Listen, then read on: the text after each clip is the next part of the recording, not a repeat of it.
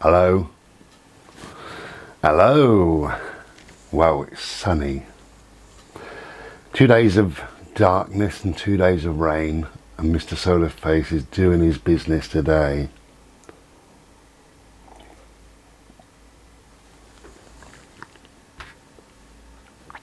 Which makes us feel alive, doesn't it, really? We love Mr. Solar Face. We love him. Okay. Another one of my thoughts, okay? And this is from Jay Hurst, who asks, Bri, what's your thoughts on Deepak Chopra? Or Deepak Chopra. Deepak Chopra. For those that don't know, Deepak Chopra is an author many times over, actually. He's a kind of modern day guru, really. I say modern day, he's been going for a long time. Made an absolute killing, absolute fortune out of teaching various different things. Deepak Chopra, he first came to my attention. I always remember a friend of mine on a Sunday afternoon, many years ago, came to visit me. I was living in a caravan, came to visit me, and he brought me a cassette. And he said, Bri, have a listen to this. Listen to this guy. And I put it on, and I absolutely fell in love with Deepak Chopra. I fell in love with him. I loved his voice. I loved his delivery, his calmness, the peace. And at the end, there was a 15 or 20 minute meditation. I did that, and I absolutely loved it. And I had one of those tape-to-tape things, and I said, can I tape this? And he said, yeah, of course you can. So I taped it, and I listened to the whole tape, maybe once or twice more, but I listened to the meditation maybe 50 times, maybe 100 times over a course of a few years. I loved it, absolutely loved it. This was years and years ago, long before I got a computer, long before I could do any research on this guy and all the rest of it. Just absolutely loved it. And because I didn't have a computer, you didn't sort of do any research. You didn't find out, is he an author? You didn't find out, has he done any more meditations? Because I'd love to listen to some more meditations from him. There was nothing really that I could find out about him, but I just loved his voice, loved the way he spoke, loved what he said.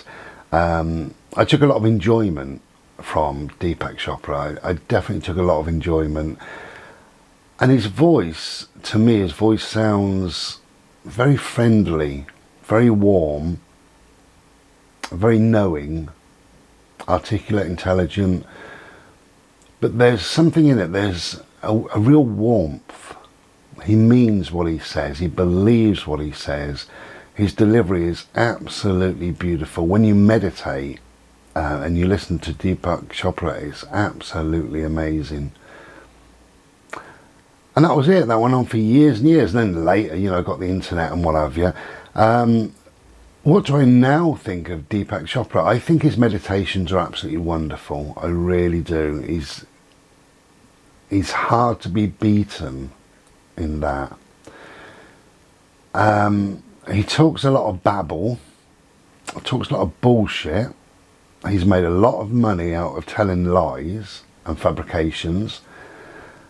He lives in, I mean, his house, one of his houses is $14 million that he lives in, his main house, 14 million. So you can just see how very wealthy he is, you know, and good luck to him.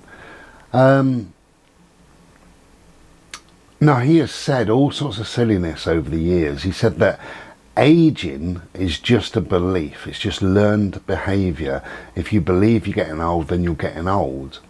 He said, so you can think that you're not getting old and you'll remain where you are, or if you want to, you can think I'm getting younger and you will get younger.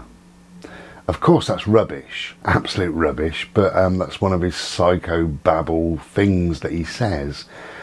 He said that HIV is a sound within the body. That's all it is. So it's a sound, it emanates from the mind, this sound, and it kills the DNA, or at least it lures it to destruction. I always remember him saying that. It lures the DNA to destruction, this sound. So the sound is a bit like music. The DNA like that, so they follow it to destruction. Who's going to believe that, you know? Every illness, every disease, everything emanates from the mind. It begins in the mind, so therefore the mind can kill it and cure it. Regardless, cancer or anything, cancer or anything can be healed within the mind, because it's only a mind's process. It's not something real, it's not a disease. You just invented it in your own head. That's what he says. He calls it quantum healing. He sort of coined that phrase. And what is that? It's just bullshit. Quantum healing. So he says he can teach people this quantum healing. Go inside of your own mind. That's where the illness is. Chuck it out and you are better. It is really that simple. And again, it's rubbish. It's absolutely rubbish. It's just psychobabble. It's just nonsense. It's airy-fairy guru nonsense. And he's been called out on it loads of times, but he's still there and he's still writing his books. He's still talking his beliefs, and people are still falling for it. So what I think of Deepak Chopra,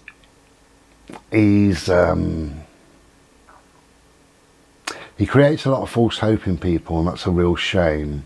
That's what I think of Deepak Chopra, and I don't think he should be doing what he's doing. I don't think that, but he's doing it. People believe it. He's made a lot of money, continues to make a lot of money. You've got to give him credit where credit's due. If people want to believe that, don't forget, people believe in Jesus. People believe in the Bible. People believe in the talking snake. People believe there was a man called Adam and he ripped a rib out of his chest and he fashioned a woman. People believe that. So is it bad that we've got somebody nowadays who can talk about quantum healing? It's just a noise in the brain, get rid of it and you're better. You know, is that any different? I don't think it is. And if you look at the sort of modern day gurus, if you like, Muji or Sadhguru or Eckhart Tolle or Deepak Chopra, they are only talking, okay? They're talking their beliefs and how they see things. They're not necessarily trained in any way to tell anybody anything, but they've become sort of modern day gurus. What I feel about all of them, well, I think that's fine, actually. I really do, because I listen to a lot of them sort of people, and some of them that I just mentioned, on and off. I take a lot of it with a pinch of salt, but I take it on an entertainment level. I enjoy it. It's peaceful to listen to Eckhart Tolle or Muji or whatever. Muji just talks babble just on and on, and you know, like that. Sadhguru, I love, absolutely love Sadhguru, I really do. But when you listen to him, I was watching a video just recently. Somebody said, it was a young Asian guy, said he couldn't concentrate at school, and his mind was wandering. And I mean, it's about a 10-minute answer from Sadhguru, because it always is.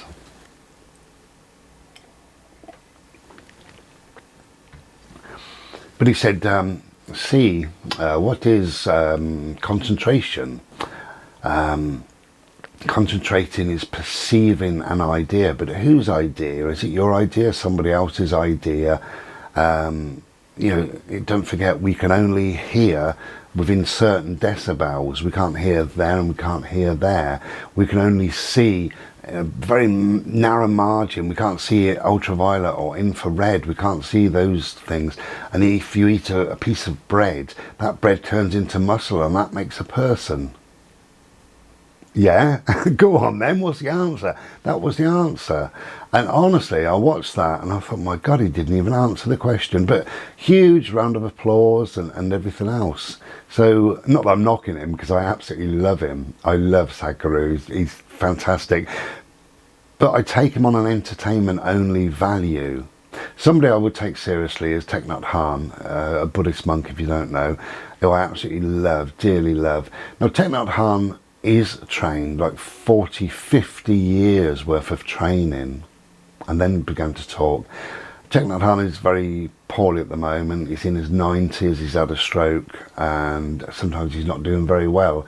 And that's a real shame. He's lost the power of speech and he can't talk, can't walk either. And that's awful, bless him, you know.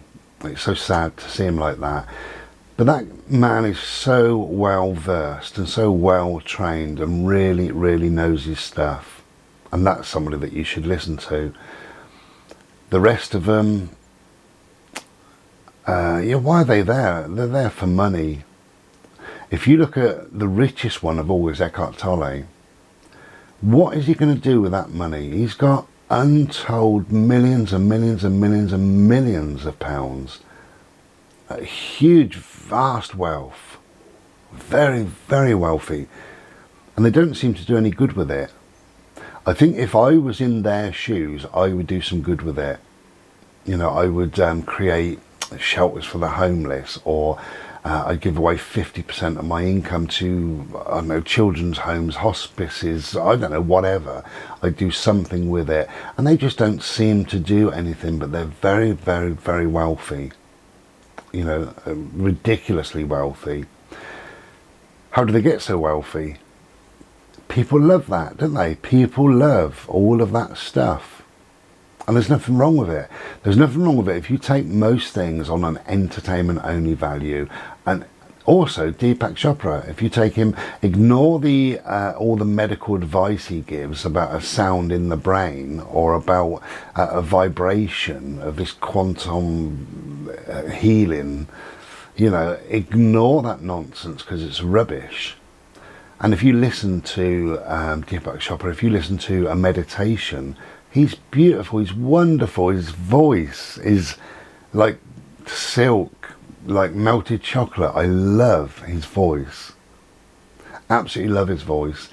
So I will listen, no problem, I will listen to a meditation from Deepak Chopra. I will listen to that any day of the week, and that does me good. They're entertainment, that's what they are. Now, yes, sometimes they're selling false hope and stuff like that. They're only selling false hope if you really, really believe every last word. Like somebody reading the Bible, isn't it? If you read it for entertainment, then it's great. You know, it's full of these crazy stories and it should make you laugh, really. But don't believe it. Don't believe it as fact. You know, and that is where people go wrong, that they believe in these big things, these gurus and these big books and these novels and these crazy ideas. They believe that it's 100% fact. And of course it isn't. You know, it's just entertainment. If you take it on that level only, anybody is worth a listen to. If you like the person, you know, I like Sadhguru. Out of all of the people that I've mentioned, I prefer Sadhguru. And I love to sit and listen to him. And yeah, okay, he talks the talk and some of it is nonsense and all the rest of it. It doesn't matter to me. It doesn't matter whether it's truths, whether it's his truth, whether it's a collection of ideas and thoughts and opinions that he's gathered from somewhere. Doesn't matter if I'm listening to him, I'll go, what? What's he saying that for? Doesn't matter. As an entertainment only, then yes, these people are fantastic. And I would include Deepak Chopra in that. I think Deepak Chopra, by selling the false hope, by all this medical quantum healing rubbish, he should have stopped that many years ago. And he has been called out on it time and time again. And he doesn't bother, you know. I think he needs to stop all that nonsense because that does give people false hope. You know, you can't cure cancer because it's just a thought in your head. That's rubbish, absolute rubbish. You are, I mean, my beard is grey, okay? It wasn't grey, but now it is grey, which means I'm getting older. I don't want to get older. Who the fuck does? I'm getting older. Look at my face. I have no hair. I am getting older. It's not something I'm doing to myself. It's not learned behaviour. It's genetics. It's life. It's how I am inside.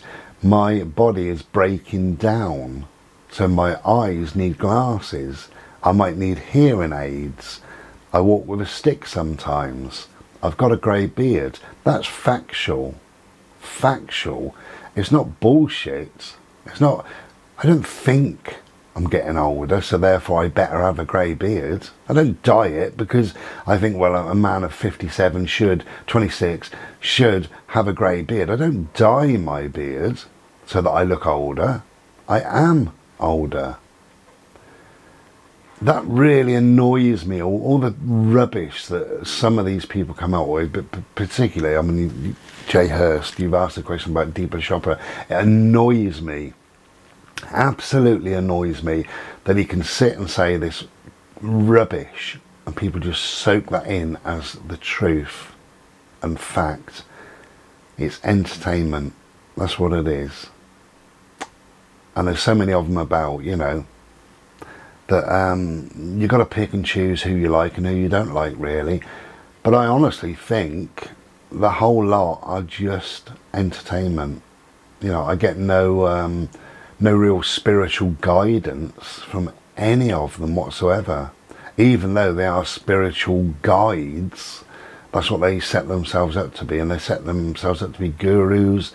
They set themselves to be this knowing being on this planet and things like that. And they are not. They are just people carving out a living by talking. They're saying words. Thank you, Jay Hurst. That's probably upset a few people, but you know, I stand in the puddle of my own truth, and also so do they. So if they believe what they're talking about, then that's fine, isn't it? But we don't have to believe what they believe. You don't have to believe what I believe. You asked the question, what is my thoughts on Deepak Chopra? And that is my thoughts. I think he's a liar, and he's stupid, and he creates this false hope, and his pseudoscience, psychobabble bullshit about healing and things like that should have been stopped many years ago. However, I think he's great. He's done, you know, he's made a killing, hasn't he, like I said earlier. His meditations are fantastic. Mooji, I would listen only to his meditations. Occasionally he does a 15 or 20 minute meditation, and it's like a guided meditation, and I love Mooji's voice as well. I'm very much into vocals and voices, and I love Mooji's voice. I have sat and watched a few satsangs with Mooji. I don't like what he thinks he is. You know, I've seen him walk down the street. I've seen people come up and kiss his feet. You know, like that's what they do sometimes in certain countries, and he allows all that. And of course, he shouldn't, I don't think. But I'm not him. You know, he's doing whatever he wants to. He just, to me, he talks absolute nonsense for 2 hour satsang, just rubbish. But he does a 15 or 20 minute meditation and he can't be beaten. He's absolutely wonderful. So good luck to him, good luck to all of them. Deepak Chopra, if you stopped doing what you're doing, talking about medical stuff, then you'd be fantastic. He won't stop it though. Jay Hurst, thank you very much. Anybody got any of my thoughts? I'll try and cover them if and when. Enjoy your day. Cheers for listening. Take care then, and be well. Ta-ra.